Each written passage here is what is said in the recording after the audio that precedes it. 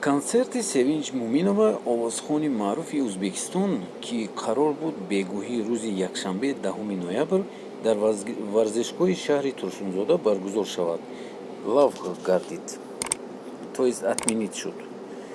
Салом бинандагони Хабар ТГ, лайк монданро фаромӯш накунед ва ба канали мо обуна шавед.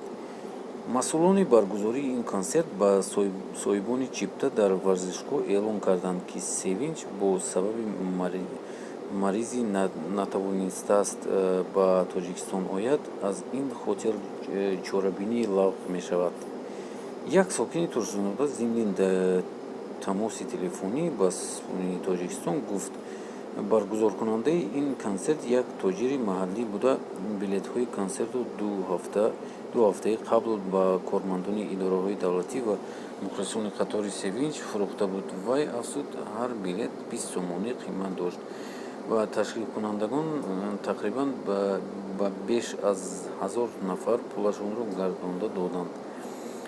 худи овозхон дар саҳифаҳои расмияш дар шабакаҳои иҷтимоӣ то ба ҳол шарҳе надодааст. дӯстони азиз, ин буд видеои мо.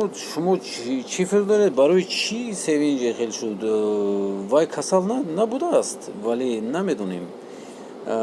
Ман тақрибашро фаҳмидам, ки вай касал набуд, лекин мо медонем, ки ӯ ҳамихел ҳамту наомадаи ягон гап шудагия инҷа. Шумо ҳатман нависед дар комментария барои чӣ наомад.